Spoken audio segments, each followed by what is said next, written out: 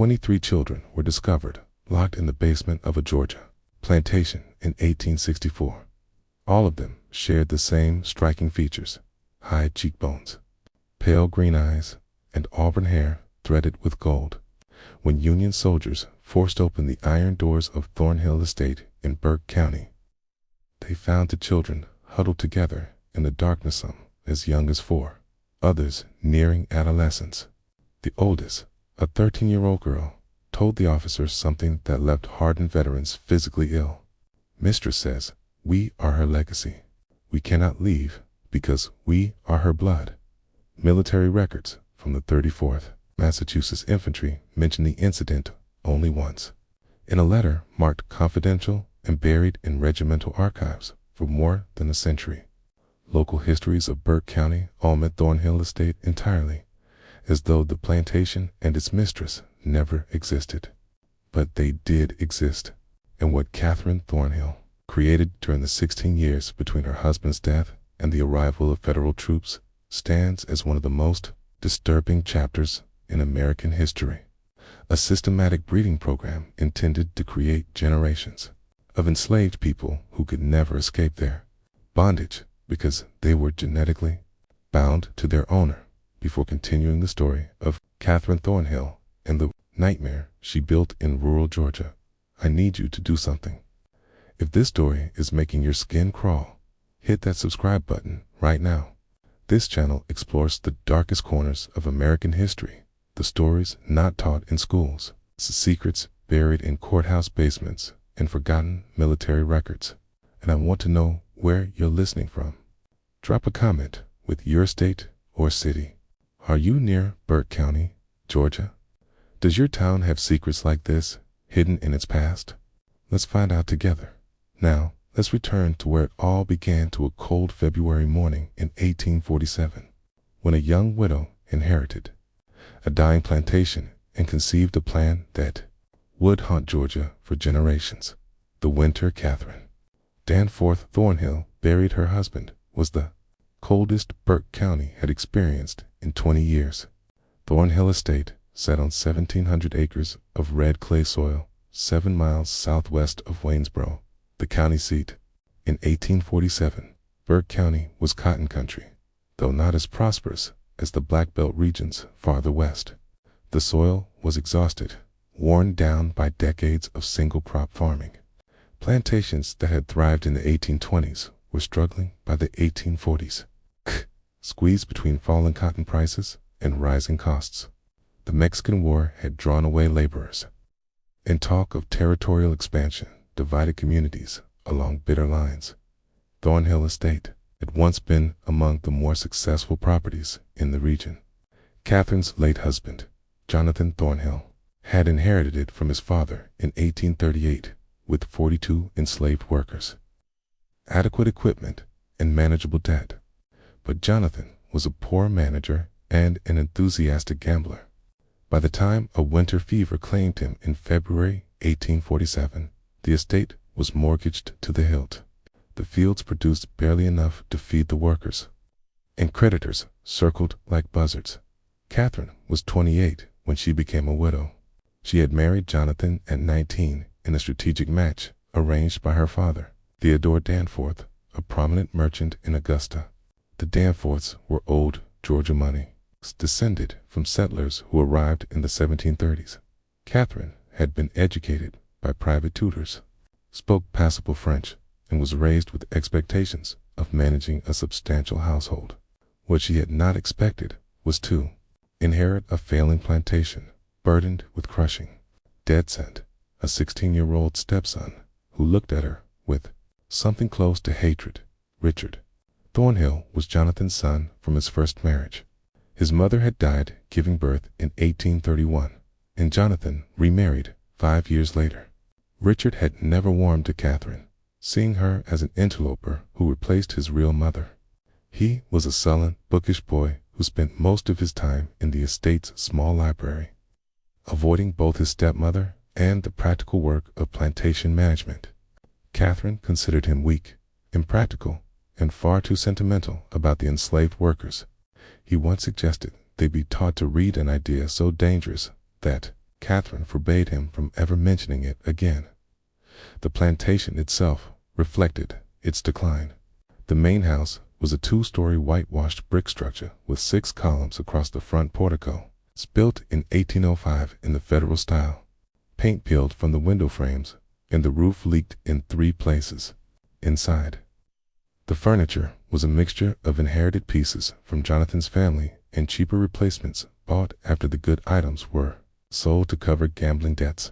Behind the house stood the kitchen building, smokehouse, dairy, and overseer's cottage, all in similar disrepair.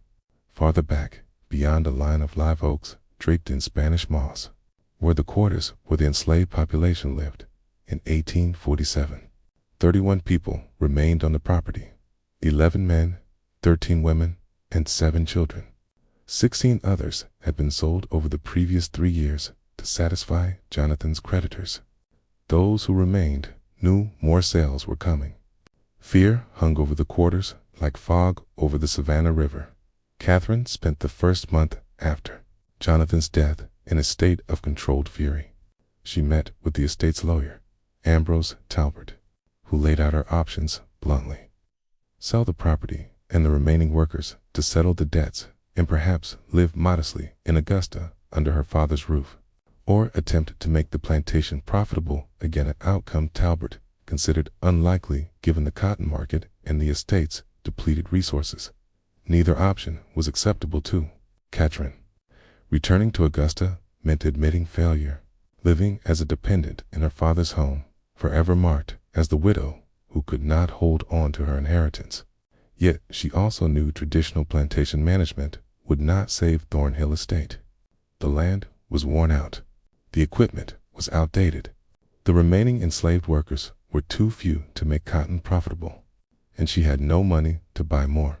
It was during one of those sleepless nights, poring over the estate's account books by candlelight, that Catherine conceived her plan. The idea came with the cold logic of desperation. If she could not afford to purchase workers, she would breed them, but not in the haphazard way most plantations did, offering minor incentives for couples to have children and waiting 15 years for those children to become productive laborers. No, Catherine imagined something far more systematic, far more controlled. She would create a population of workers biologically bound to the estate, people who could never be sold because they were her own descendants, who would feel an instinctive loyalty to the plantation because it was literally in their blood. The plan was monstrous, but to Catherine it was elegant. She was still young enough to bear children. She would select the strongest and healthiest men among the enslaved population and conceive children with them. Those children would be raised knowing their parentage, given slightly better treatment to ensure loyalty, and when they reached maturity, paired with enslaved women to produce the next generation. Within 20 years, Catherine calculated, she could have a workforce of 50 or more each, one bound to Thornhill Estate. By ties deeper than legal ownership, she began keeping a journal to work out the details. This was no diary of personal reflection. Catherine was far too practical for that. Instead, she created what she called her cultivation records, filled with calculations, observations, and plans. She wrote in a simple substitution cipher, replacing key terms with harmless agricultural language. Children became seedlings. The men she selected became rootstock. Pregnancies were plantings. The pages of the journal were covered in diagrams resembling livestock breeding charts, because that was essentially what they were. Catherine's first selection was a man named Isaac, 24 years old, born on the plantation and known for his physical strength and steady temperament. She summoned him to the main house on a March evening in 1847, after the other workers had retired to the quarters. What occurred that night was recorded in her journal only as first planting completed with rootstock 1. Weather clear and mild. 3 weeks later, she summoned him again, and twice more before the month ended. By April, Catherine was confident she was pregnant. She recorded this with the same emotional detachment she might have used to note the planting of cotton, initial cultivation successful, anticipate harvest in December. Richard Thornhill first suspected something was wrong in late May of 1847. Catherine had stopped taking her morning rides around the property, claiming the heat troubled her, even though summer had barely begun. She began taking meals in her room more often and dismissed the house servant who usually attended her, choosing to manage her affairs alone. For a woman so concerned with appearances, the withdrawal was unusual. What truly alarmed Richard was a conversation he overheard in early June. He had been in the library, hidden behind a tall bookcase, when Catherine met with Miriam Grayson in the adjacent parlor. Mrs. Grayson was the local midwife, a sharp-featured woman of 50 who attended births for both white and enslaved families throughout Burke County. She was known as a skilled practitioner who asked few questions and kept confidences. "Absolutely. You're certain of your condition?" Mrs. Grayson asked in her clipped, professional tone. "Quite certain," Catherine replied. "I should think sometime in early December." "And Mr. Thornhill passed in February, you said?" There was a pause. Richard pressed himself against a bookcase, barely breathing. "My late husband and I were intimate in January," Catherine said evenly, "shortly before his final illness." "Of course," Mrs. Grayson replied, her voice carefully neutral. "I'll need to examine you properly, and we should discuss the arrangements for the delivery. Will you want me here at the house?" "I will. And I'll need your discretion, Miriam." "Absolutely. You have it, as always." Richard waited until both women had left before emerging from his hiding place. His hands were shaking. The mathematics did not work. His father had been bedridden throughout January, barely conscious, racked with fever and chills. Richard had sat with him many nights. There had been no possibility of intimacy, which meant the child Catherine carried had been conceived after Jonathan's death in March or April with someone else. The implications made Richard physically ill. If word spread that Catherine had conceived a child out of wedlock, scandal would destroy what remained of the family's reputation. Creditors would move immediately to seize the property. The Danforth family in Augusta would disown her. But beyond the practical consequences, Richard was appalled by the deception itself. Catherine intended to claim the child as his father's legitimate heir, to lie to everyone, and to build her future on fraud. He considered confronting her, but he was only 16, and she held full legal authority over the estate. He thought of going to Lawyer Talbot in Waynesboro, but without proof, it would be his word against hers. And, as a minor, his testimony would carry little weight. Writing to his grandfather, Danforth, was impossible. Catherine read all outgoing mail. Instead, Richard began to watch her closely, searching for evidence and trying to understand her intentions. He noticed that Catherine summoned Isaac to the main house regularly. Always after dark, always when the overseer was away or occupied elsewhere. He observed that her manner toward Isaac differed from her treatment of the other enslaved workers, not kind, but less openly hostile. She spoke to him in full sentences rather than curt commands. By July, Richard was certain Isaac was the father of Catherine's child.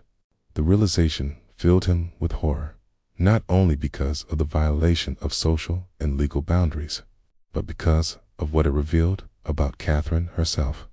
She had deliberately chosen to conceive a child with an enslaved man, to claim the child as her late husband's, and to sustain the lie indefinitely. He found part of the answer in early August during one of Catherine's rare trips to Waynesboro, while searching for legal documents related to the estate. Richard discovered a leather-bound journal hidden in a locked drawer of Catherine's writing desk. The lock was simple enough for a determined 16-year-old to pick. The journal was written in cipher, but Richard had always been skilled with puzzles. It took him 3 days, working in secret, to break the substitution pattern. What he read made his blood run cold. Catherine was not merely having an affair. She was executing a deliberate breeding program. The journal detailed her plan to conceive multiple children with selected enslaved men, to raise those children as part of the plantation workforce, and eventually to breed them with one another and with other enslaved people. The goal was an ever-expanding population, genetically tied to Thornhill Estate and to Catherine herself. There were charts, 5-year birth projections, notes identifying men with desirable physical traits, and speculation about whether strength, intelligence, and temperament were heritable. It read like a livestock breeder's manual, except the livestock were human beings. Richard copied several pages, translating the cipher into plain English, his hand shaking so violently he could barely hold the pen. This was proof, evidence of Catherine's depravity. He could take it to the authorities. He could expose her. But that night at dinner, Catherine looked at him with her cold green eyes and said casually, "Richard, have you been in my study recently? Some of my papers appear to have been disturbed." "No, ma'am," Richard lied, his throat tight. "I keep certain documents locked away for good reason," Catherine continued, cutting her meat with precise, measured strokes. "If I ever discovered that someone had violated my privacy, broken my trust in such a fundamental way, I'm afraid I would be forced to take serious action. Do you understand?" "Yes, ma'am." "Good. Because family loyalty is everything, Richard. Everything. Without it, we're simply animals tearing at one another." She smiled, but the smile never reached her eyes. "I know you loved your father very much. I would hate for his memory to be tarnished by scandalous, especially a scandal that might arise from within his own household." The threat was unmistakable. If Richard attempted to expose Catherine, she would turn the accusation back on him, portraying him as a disturbed, resentful stepson inventing lies about a grieving widow, and who would be believed a respected plantation mistress from a prominent family, or an awkward teenage boy known to harbor resentment toward his stepmother. Richard returned to his room that night and burned the pages he had copied.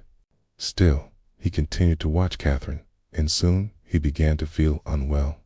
At first, it was fatigue. By September, he was exhausted by mid-afternoon, unable to concentrate on his books. His appetite faded. Headaches became frequent, clouding his thoughts. By October, muscle weakness set in, accompanied by recurring stomach pains. Catherine showed great concern. She insisted Richard remain in bed. She prepared his meals herself, bringing bowls of soup and plates of soft food. She summoned Mrs. Grayson to examine him, the midwife who also served as a general medical practitioner in the absence of a proper physician. Diagnosed nervous exhaustion, complicated by possible consumption. She prescribed rest, fresh air when Richard felt strong enough, and a special tonic that Catherine obtained from a pharmacy in Augusta. Tuberculosis often strikes young men of sensitive disposition, Catherine told Richard, adjusting his pillows with attentive care. "Your father had a cousin who died of it at just your age. We must be very vigilant." Richard knew better. He had read about arsenic poisoning during his long hours in the library. He recognized the symptoms in himself: the fatigue, the digestive distress, the muscle weakness.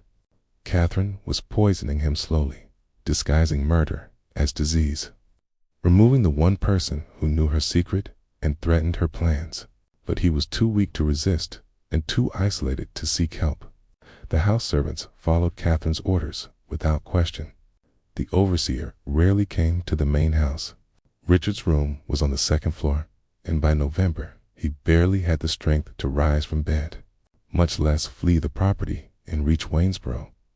He made one final attempt to expose Catherine in late November, writing a letter to his grandfather, Danforth, in Augusta. It took 3 days to complete, written in brief intervals before exhaustion overtook him. He described Catherine's breeding program, the journal, the poisoning. He sealed the letter and gave it to a young house servant named Pearl, begging her to post it in Waynesboro without telling Catherine. Pearl took the letter and then told Catherine, terrified of the consequences if the mistress discovered she had kept secrets. Catherine read the letter without expression, then burned it in the fireplace in front of Richard. "You're very ill, darling," she said softly, almost tenderly. "The fever is affecting your mind. You're imagining things that aren't real. It's a mercy, really, that you won't have to suffer much longer." Richard Thornhill died on December 3, 1847. 3 weeks before his 17th birthday, Dr. Samuel Pritchard of Waynesboro, summoned to record the death, listed consumption as the cause, and remarked on how rapidly the young man had wasted away. Catherine wept with decorum at the funeral. She wore black for a full year. 4 days after Richard's burial, Catherine gave birth to a healthy son. She named him Jonathan after her late husband, claimed the child had been born slightly premature, explaining any questions about timing. Few in Burke County bothered to count backward from the birth to Catherine's widowhood. Those who did kept their thoughts to themselves. It was not a subject discussed openly. The years between 1848 and 1856 transformed Thornhill Estate in ways that seemed almost miraculous to outsiders. The plantation, once on the brink of bankruptcy, slowly regained stability. Cotton production increased. The enslaved workforce grew. Catherine Thornhill developed a reputation as a shrewd, if reclusive, plantation mistress who managed her property with uncommon efficiency. That efficiency carried a cost no outsider ever saw. Between 1848 and 1853, Catherine gave birth 4 more times daughters named Elalina, Abigail, and Margaret, and another son she called Samuel. Each birth was attended only by Miriam Grayson, who by then was deeply complicit in Catherine's plans. The midwife was paid generously for both her services and her silence, receiving fees far beyond her usual rates. Along with a small cottage on the edge of the Thornhill property where she lived rent-free, Mrs. Grayson's role extended far beyond delivering Catherine's children. She also carried out a darker task, assuring that enslaved women on the plantation gave birth only when pregnancies aligned with Catherine's designs. When pregnancies occurred outside those controlled pairing sand, they did, because human beings form attachments even under the most oppressive conditions. Mrs. Grayson administered abortifacients, plant-based compounds that induced miscarriages. These procedures were performed in a small room behind the overseer's cottage, far from the main house and away from witnesses. The women subjected to them rarely spoke of the experience, even among themselves. The trauma was profound, the grief unspeakable within a system that denied them control over their own bodies. Still, whispers spread through the quarter stories of women pregnant 1 week and bleeding the next, told they had lost their children naturally, though everyone knew Mrs. Grayson had been involved. One woman, named Ruth, tried to resist. In the spring of 1851, she was 5 months pregnant when Catherine discovered that the father was not the man Catherine had chosen, but a young field hand named Samuel, with whom Ruth had formed a genuine bond. Catherine ordered Mrs. Grayson to terminate the pregnancy immediately. Ruth ran. She made it nearly 4 miles into the pine forest southwest of the plantation before the overseer's dogs caught her scent. She was dragged back to Thornhill Estate, restrained by 2 men while Mrs. Grayson forcibly administered the abortifacient compounds. Ruth survived physically, but something inside her was broken. She worked mechanically afterward, spoke little, and died 2 years later during a fever outbreak that swept through the quarters. She was 24 years old. Ruth's tragedy was only one among many. By 1856, Catherine's program had produced 7 children of her own, all raised in a strange liminal space. They were legally enslaved. Catherine had registered them as such in the county records, listing them as children born to enslaved women on the property, which granted her legal ownership. In practice, however, they lived in the main house.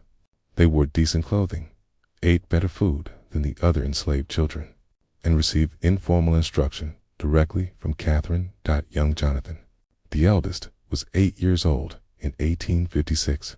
He was a serious, quiet child who strongly resembled Catherine. Green eyes, auburn hair, sharp features. He had no memory of his father, Isaac, who had been sold to a plantation in Alabama in 1849. Once Isaac's purpose had been fulfilled, Catherine found his continued presence inconvenient. The money from his sale helped reduce the estate's remaining debts. The younger children knew nothing of their true parentage. Catherine told them they were fortunate orphans whom she had taken into her household out of Christian charity. She taught them to read and write, a dangerous illegality in Georgia, where enslaved people were forbidden literacy by law. Catherine was confident no outsider would ever enter her home and discover what she was teaching them. She was grooming them, preparing them for the next stage of her plan.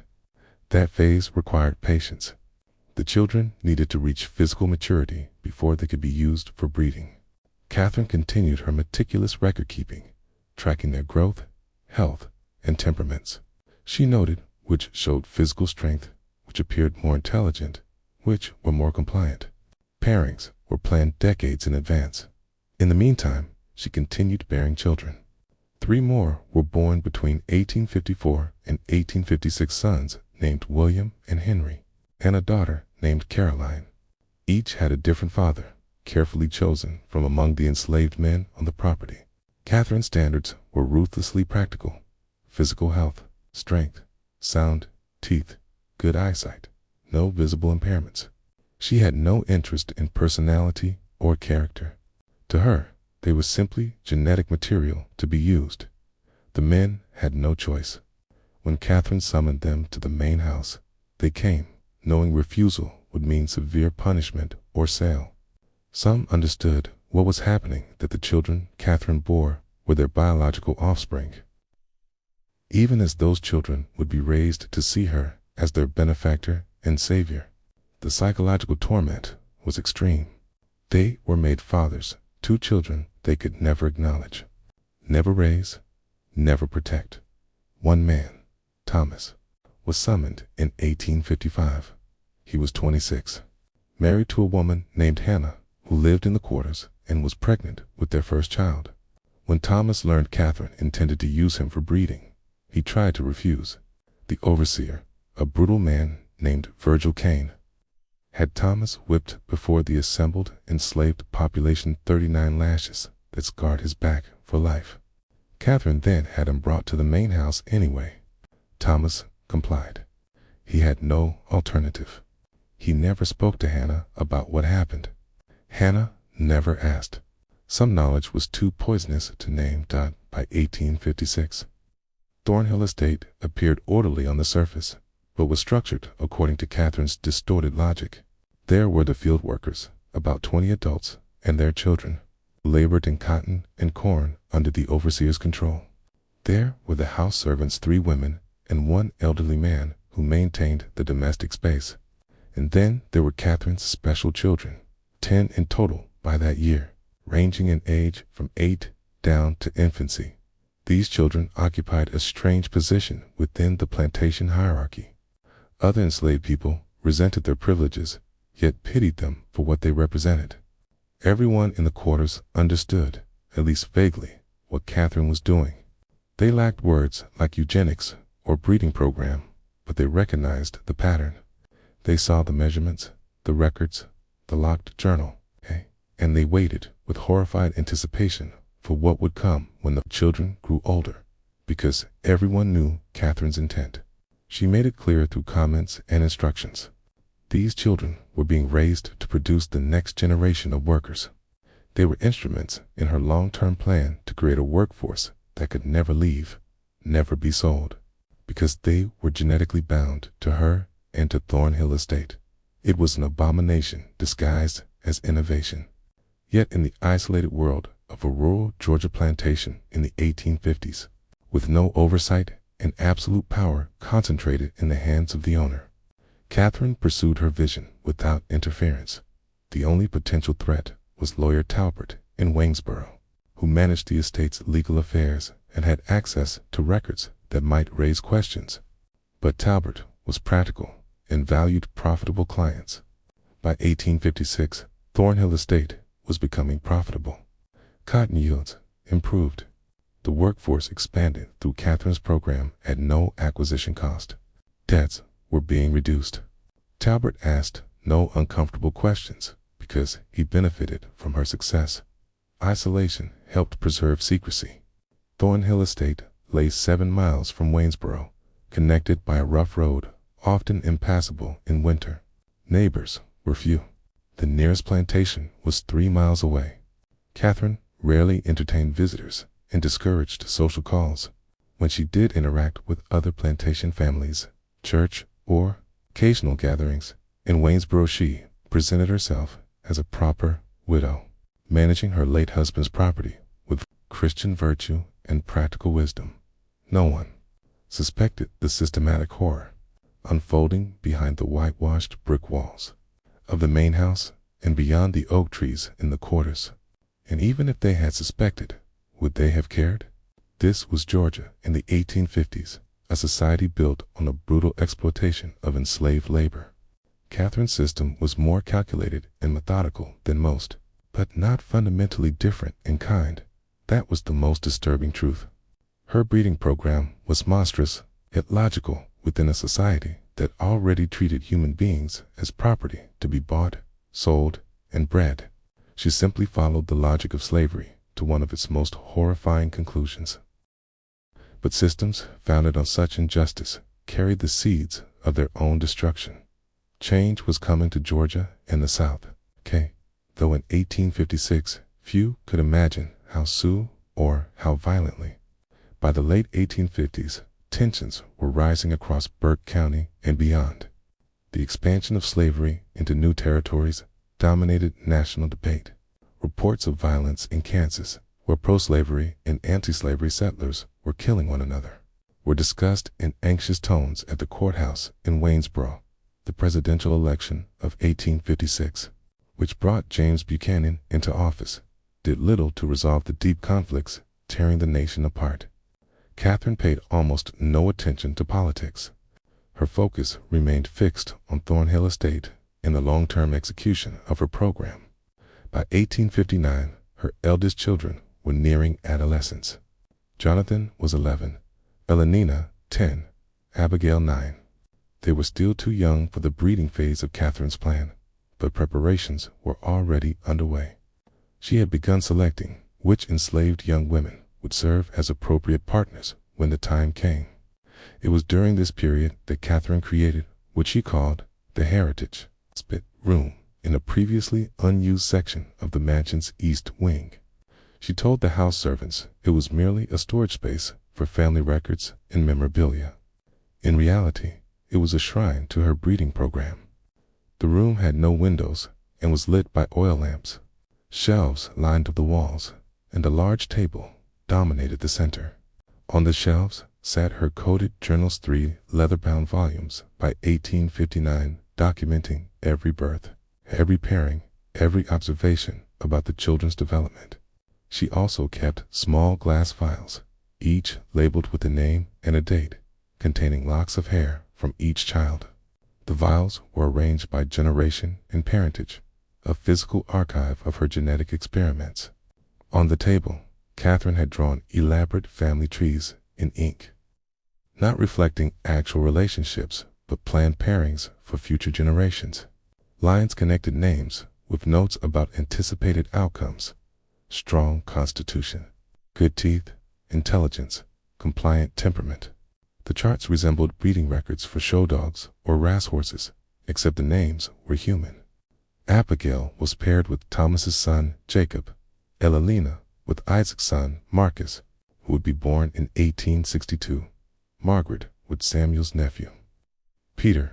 Catherine spent hours in the Heritage Room, planning decades ahead, envisioning a Thornhill estate populated by 100 or more workers, all descended from her, all genetically and psychologically bound to the land. In her mind, she was creating something revolutionary: a plantation that would never face labor shortages, never require costly purchases of workers, never risk mass escape because the enslaved population would have nowhere else to go. They were family in the most literal sense. Implementing this vision required even tighter control over the plantation's social structure. Catherine began separating the children into distinct groups according to their roles in her program. Her special children, her biological offspring, continued living in or near the main house. Other enslaved children were kept apart, sleeping in the quarters and working in the fields as soon as they were able. Yet Catherine still needed them. They were essential for the genetic mixing she envisioned. To secure compliance, she developed a system of quiet coercion, offering small privileges to families who accepted her pairings and threatening separation or sale to those who resisted. The pressure was relentless.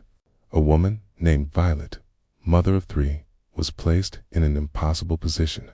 In 1860, Catherine decided that Violet's eldest daughter, 10-year-old Sarah, should be paired with an older field hand named Elijah, a man in his 30s. Sarah was terrified. Elijah was old enough to be her father. Violet begged Catherine to wait, to allow Sarah more time. Catherine's response was cold. "You have 2 younger daughters, Violet. Would you prefer I sell them to settle this matter? Or will Sarah do her duty to this estate and to you?" Sarah was paired with Elijah that autumn. She gave birth 9 months later and died from complications. She was 15 years old. Violet never recovered. She continued working without expression, speaking to no one. In 1862, she walked into the Savannah River and drowned herself. Tragedies like Sarah's and Violet's remained invisible to outsiders. When visitors rare, as they were came to Thornhill Estate, they saw neat fields, a solid house, and a workforce that appeared adequately fed and housed. The horror was concealed, buried in the quarters, locked in the heritage room, encoded in Catherine's journals. Then came 1860, and everything shifted. Abraham Lincoln was elected president. South Carolina seceded in December. Georgia followed in January 1861, when delegates at the secession convention in Milledgeville voted 208-289 to leave the Union and join the Confederate States of America. War arrived in April with the firing on Fort Sumter. At first, many Georgians believed it would be brief, a few months, perhaps a year, but the conflict stretched through 1861 into 1862. And 1863, young men from Burke County marched off to fight in Virginia and Tennessee. Some returned in coffins. Others never returned at all. The war disrupted Catherine's plans in ways she had not anticipated. The overseer, Virgil Kane, enlisted in the Confederate Army in 1861 and was killed at Shiloh in April 1862. Replacing him proved difficult. Most able-bodied white men were away fighting. Catherine eventually hired an elderly man named Silas Kendrick, too old for military service. He was less brutal than Kane, but also less effective at enforcing discipline. The enslaved population began to sense a shift in power. News traveled through the informal networks linking plantations across Georgia, whispered reports of Union victories. Rumors that Lincoln had issued a proclamation freeing enslaved people in Confederate territory. Speculation about what would happen if Union troops came south. Catherine responded by tightening control. She confined the enslaved population to the plantation, forbidding visits even to nearby relatives. She increased rations slightly to reduce the temptation to flee, and she accelerated her breeding program, forcing some pairings earlier than planned. Jonathan, her eldest son, turned 15 in December 1862. Catherine decided he was ready. She selected a young woman named Rachel, 16 years old, the daughter of a field hand. Rachel was given no choice. In February 1863, Catherine arranged a marriage between Jonathan and Rachel in a ceremony she conducted herself in the main house, a hollow imitation of a wedding with no legal standing, intended solely to cloak the pairing in a semblance of respectability. Jonathan, raised apart from the other enslaved people and taught to see Catherine as his benefactor, accepted the arrangement without question. He had no understanding of what had been done to him, no awareness that Catherine was his biological mother, no recognition of the profound wrongness of the situation. Rachel, traumatized into silence, said nothing, but others in the quarters were watching. They saw Catherine pairing the special children, the ones she had raised in the main house, with other enslaved young people. They understood this was the next phase of whatever she had been planning all these years. A quiet, desperate rage began to build in the quarters. with nowhere to go until circumstances finally shifted in their favor. The spring of 1863 brought grim news to Burke County. Confederate losses were mounting. The Union Army controlled the Mississippi River after the fall of Vicksburg. In July, Lee's invasion of Pennsylvania ended in disaster at Gettysburg. Shortages of food, cloth, and basic supplies made life increasingly difficult, even for white plantation families. For the enslaved population, conditions grew harsher still as Catherine tightened rations. But something else was happening at Thornhill Estate, something Catherine tried desperately to conceal. The children she had bred and raised were beginning to realize the truth about their parentage. It began with Elenina, Catherine's second-born daughter, now 14. She had always been the most observant of the children, the one who asked questions that made Catherine uncomfortable. In May 1863, while helping organize papers in the study, Elenina found one of Catherine's coded journals that had been carelessly left unsecured. Elenina had learned to read from Catherine herself. Intelligent, curious, and bored with the limited material in the house, she was intrigued by the journal's cipher. Over 3 weeks, she worked on it in secret, slowly unraveling the substitution pattern. Just as Richard had done 16 years earlier, what she discovered shattered her understanding of her life. The journal described her conception, second planting with rootstock 2, Thomas, age 21, excellent physical specimen, strong back, good teeth, weather warm and humid, anticipate harvest late October 1848. Elenina read the entry again and again, her hands trembling. Rootstock 2, Thomas. She knew Thomas's quiet-field hand in his 30s who avoided eye contact. He was her father. Catherine was her mother. She was not an orphan taken in through charity. She was the result of Catherine's deliberate breeding experiment. The realization cascaded through her mind. If this was true for her, it was true for Jonathan, for Abigail, for all the children Catherine had brought into the main house. They were her biological children, conceived with enslaved men, and they had been lied to their entire lives. Worse still, the journal outlined Catherine's plans for their futures. Elenina read the notes about pairings, anticipated offspring, and the creation of a self-sustaining workforce. She saw her own name connected by a line to someone listed as Marcusizak's son, to be born 1862. Pairing with Elenina anticipated 1865. She felt physically ill. Catherine intended to pair her with a boy not yet born, to force her into producing children who would be enslaved on this plantation forever, to turn her into another breeding tool in this system. That night, Elenina confronted Catherine, her voice shaking with rage and horror. I read your journal. I know what you are. I know what I am. Catherine's expression froze, her eyes cold. You should not have done that, Elenina. Tia, you're my mother. Thomas is my father. And you've been planning to breed us like animals. The words barely escaped her. Sit down, Catherine ordered. The threat was unmistakable. Elenina obeyed, her body trembling.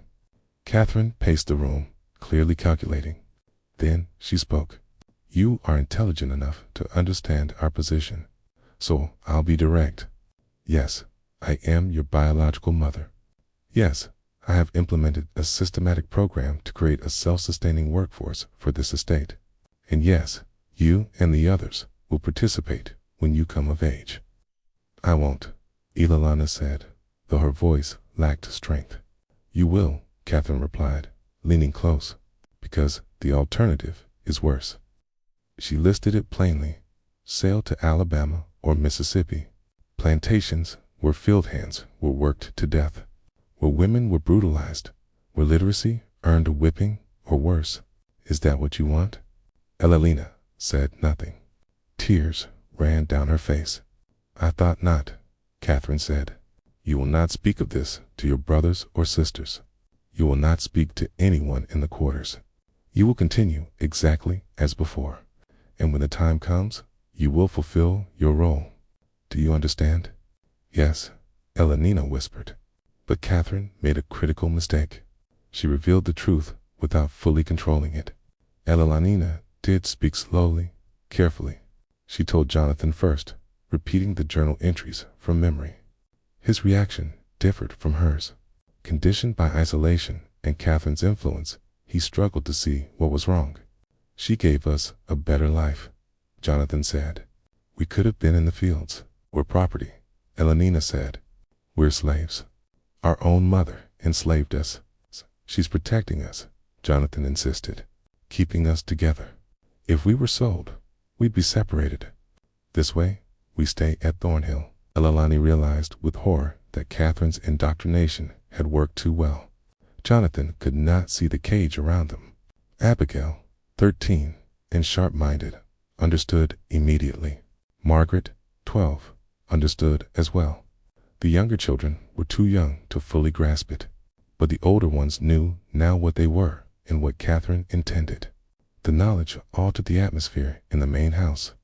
Catherine sensed it, the fear, but also something else. Calculation, waiting. They were biding their time, and Catherine knew it. She weighed her options. Selling the older children would waste years of planning. Brutal punishment might damage them and interfere with the breeding program. She needed them healthy, so she chose another path.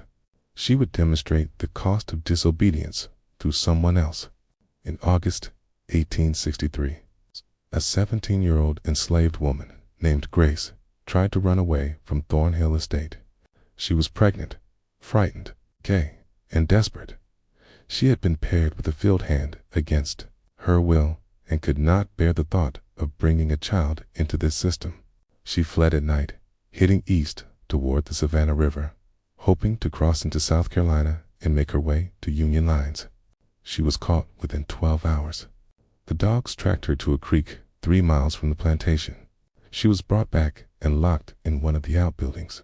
The next morning, Catherine assembled everyone, the entire enslaved population, including the special children from the main housing, the yard between the quarters, and the mansion. Grace was brought out with her hands tied. Catherine stood on the porch, her face expressionless.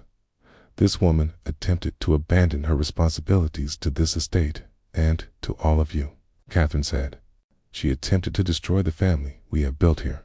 The penalty for such betrayal must be severe. What followed was brutal. Grace was whipped publicly 20 lashes administered by the elderly overseer Kendrick, who carried out the punishment with grim reluctance. Catherine forced all the children to watch, including her own biological offspring. The message was unmistakable. This is what happens to those who try to leave. But Catherine miscalculated again. The punishment did not terrify the enslaved population into submission. Instead, it clarified something essential. Catherine was willing to use extreme violence to maintain control, which meant she was afraid. And if she was afraid, then they had more power than they had realized. Whispers began circulating through the quarters in the weeks that followed. Whispers about waiting for the right moment.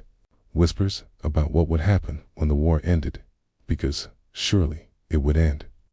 Surely the Yankees would come south, and surely things would change. All they had to do was survive until then. Elenina heard these whispers. She began spending time near the quarters when Catherine was not watching, forming relationships with people she had been kept separate from her entire life. She learned things Catherine had never told her about her father Thomas, about the other men Catherine had used, about the women who had died or been broken by the program. One evening in October, Elenina met with a group of older enslaved women in the woods beyond the quarters. They sat in a circle in the darkness, speaking in low voices. A woman named Hope, in her 40s, looked at Elenina with something between pity and respect. "Your mama," Hope said quietly. "She thinks she made something special here. Thinks she made family. But all she did was make people who hate her in ways she can't even understand." "What happens when the war ends?" Elenina asked. "Depends who wins," Hope replied. "Yankees win, we're free. Confederates win, things stay the same, or get worse. But either way, your mama can't keep doing what she's been doing. Too many people know. Too many people angry. Something's got to break. What if we made it break? Elalina asked. The women looked at her in surprise. Hope leaned forward. What you saying, child? What if we didn't wait for the war to end? Elalina said. What if we ended this ourselves? The idea hung in the air, dangerous, intoxicating. One of the younger women, Anna, spoke. You talking about running, taking everyone and running or fighting. There's only Mrs. Catherine and old Mr. Kendrick. Elalina said. There are 40 of us, and 20 of them are children. Hope shook her head. And where are we going to go? Confederates catch runaways. They kill us or sell us further south. And you think they'll see you as one of us or one of them? The question stung because Elalina did not know the answer. She was Catherine's daughter. She had grown up in the main house. She could read and write. Her skin was lighter than most in the quarters. Would they accept her if things turned violent? Before she could respond, footsteps crashed through the underbrush. Everyone scattered, melting into the darkness. Elalina ran back toward the main house, her heart pounding, wondering if someone had heard them. Catherine would find out if everything was about to collapse. No punishment came. The next day passed normally, and the day after that. It seemed they had escaped detection, but the seed had been planted, the idea that they did not have to wait for outside forces to free them.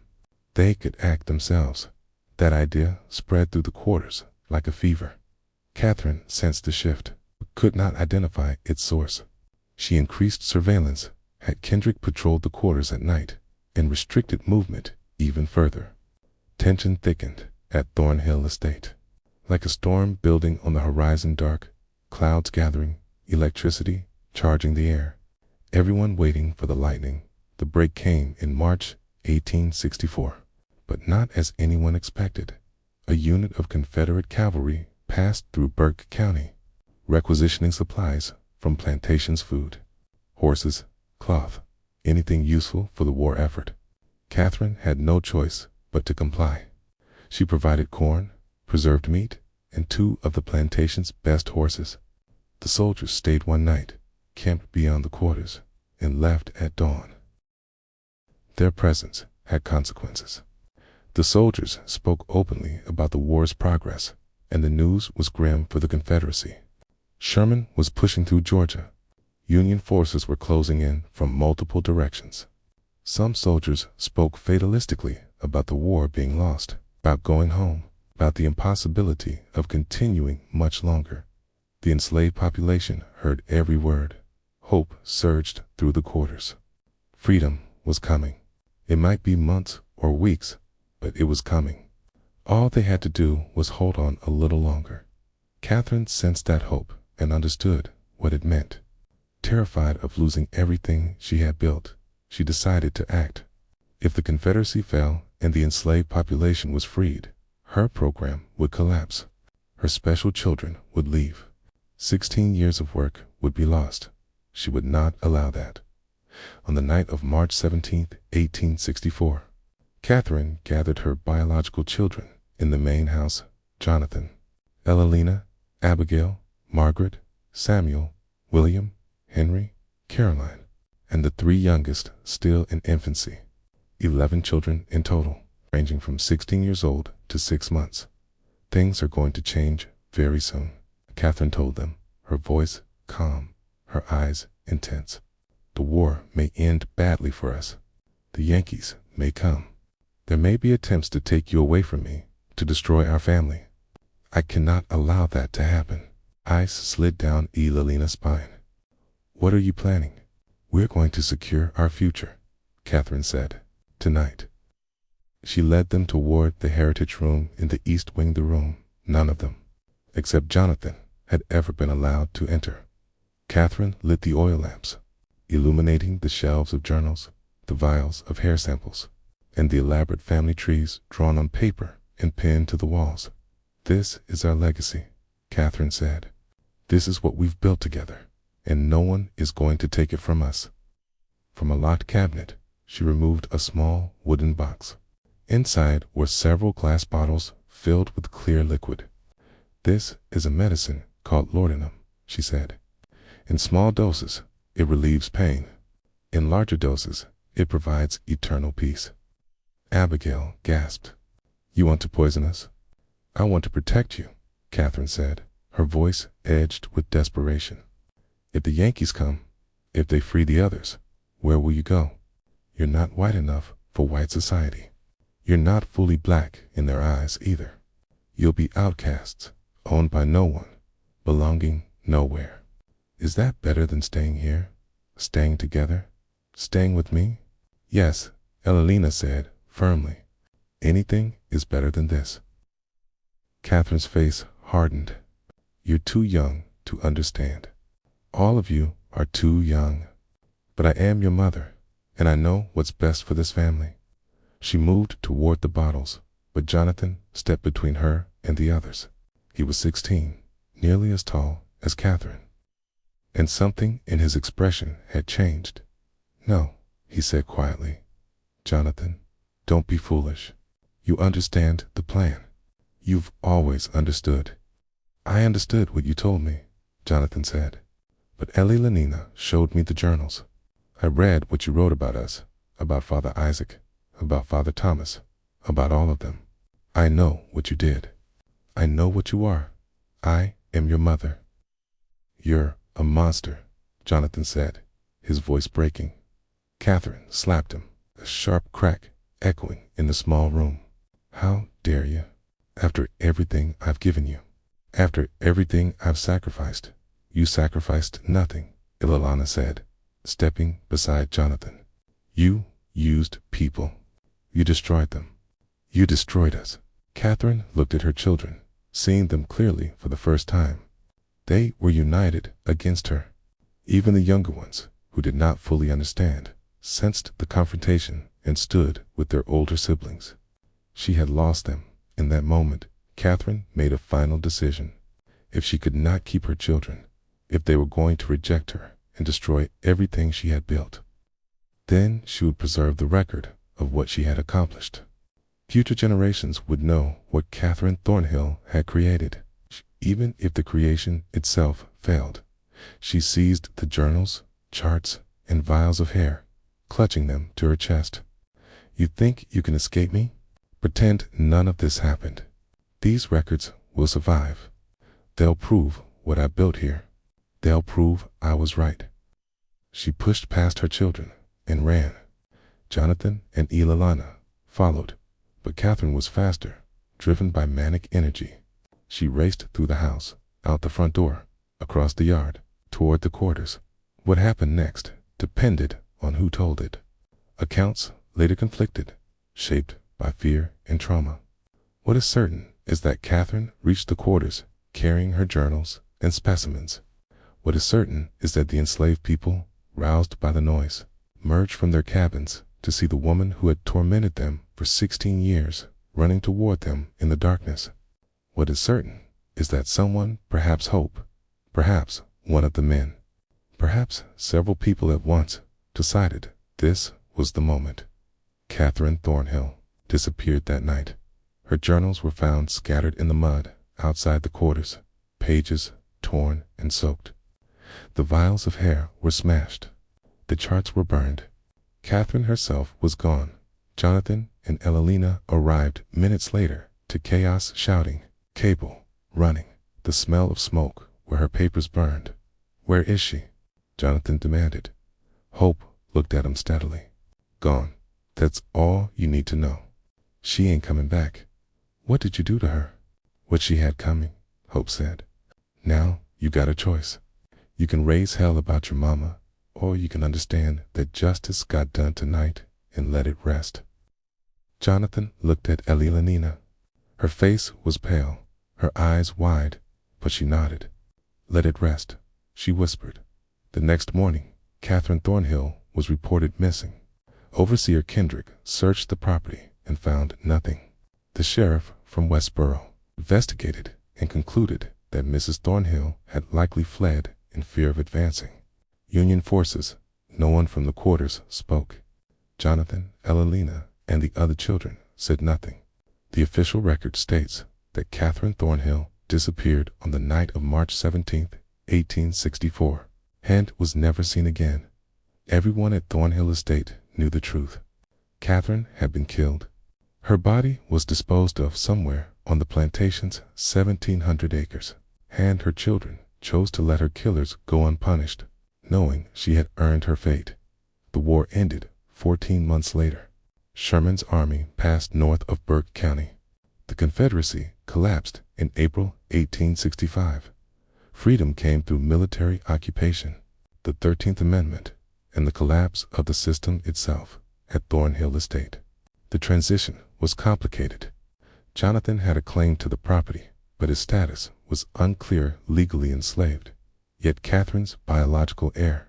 Lawyer Talbot tried to resolve it and failed. The estate fell into legal limbo. Most of the formerly enslaved people left within weeks, scattering across Georgia and beyond. Some stayed briefly. Hope remained, helping those with nowhere else to go. Thomas stayed to Elalina's father, finally able to acknowledge her openly. They spoke once about Catherine, and never again. Elalina stayed until 1867, learning how to live free, though the damage never fully healed. She moved to Savannah, worked as a seamstress, married a carpenter named William Foster, and never had children. She never spoke publicly of her mother. When she died in 1903, her obituary mentioned neither Thornhill Estate nor Burke County. Jonathan stayed longer, trying to work the land with a small group of freed men. The market failed, the soil was spent, and the estate's reputation spread. In 1869, he left, drifting west to Texas under an assumed name. He died in 1891. Among his belongings was a small notebook repeating one line: "I did not choose this." Thornhill Estate decayed. The main house burned partially in 1871. The land was seized for unpaid taxes and sold in 1878. But in 1871, something briefly revived the story. A well driller on neighboring land broke into an underground system beneath what had been Thornhill property. 30 feet below ground lay a skeleton, largely intact, preserved by cool, dry conditions. They belonged to a woman, probably in her 30s or 40s. Scraps of cloth suggested a dress. From the 1860s, a corroded metal locket found near the skeleton contained 2 miniature portraits, a man and a young boy. The coroner in Dusborough examined the remains and concluded the woman had died from blunt force trauma to the skull. The skeleton was buried in an unmarked grave in the county cemetery. The official record identified the remains only as an unknown female discovered on former Thornhill property in 1871. But people in Burke County's black community knew who it was. The story had been passed down in whispers, in kitchens and churches, in coded language that protected those who had been present. That night in March 1864, they knew Catherine Thornhill had been killed by the people she had enslaved and brutalized. They knew her body had been hidden in a deep well or cistern. They knew justice of a kind had been done. Over the years, more information emerged, though always fragmentarily, always incompletely. In 1889, a man on his deathbed in Alabama confessed to a minister that he had helped murder his former mistress in Georgia during the war. He provided no name, no details, but the minister noted the confession in his records. In 1902, a woman in Savannah, Hope's granddaughter, wrote a short memoir that mentioned the night. The devil mistress disappeared, and nobody mourned her. The most damning evidence came to light in 1923, when a historian researching Burke County's Civil War history discovered a cache of letters in the courthouse basement. Among them was a letter written in 1865 by Union Captain Samuel Reynolds, who had commanded one of the first federal units to enter Burke County after the war ended. Reynolds wrote, "We discovered disturbing evidence at a property called Thornhill Estate. Indications of systematic breeding experiments conducted by the late owner upon enslaved persons, including her own biological offspring. The details are too grotesque to relate in full, but multiple witnesses confirmed that the woman, one Catherine Thornhill, had implemented a program to create a self-perpetuating enslaved population through forced reproduction across generations. The witnesses also informed us that Mrs. Thornhill disappeared in March 1864. And though they would not explicitly state what occurred, their meaning was clear enough. I have elected not to pursue the matter further, as it seems to me that whatever justice was enacted upon this woman was well deserved. I have directed my men to say nothing of what we learned here. The letter was filed away and forgotten again until a graduate student found it in 1954 while researching her dissertation on Reconstruction in Georgia. She tried to verify the story, interviewing elderly residents of Burke County who might remember family stories from that era. Most claimed to know nothing. One woman, 93 years old, is the great-granddaughter of one of the enslaved people at Thornhill Estate, said only some things happened that needed to happen. Some people did things that needed doing, and that's all that needs to be said about it. The final mystery of Thornhill Estate concerns the 23 children found locked in the basement when federal troops arrived. Captain Reynolds' official report mentions them, as do several letters written by soldiers in his unit. The children were freed and placed with freedmen's families in Burke County and surrounding areas. But what happened to them after that is lost to history. Some of them surely survived to adulthood.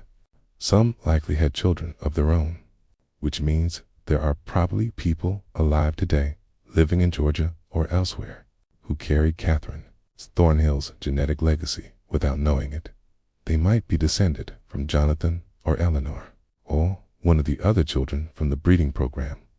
They might carry some of those distinctive features, pale green eyes, iron hair, sharp cheekbones that marked Catherine's offspring.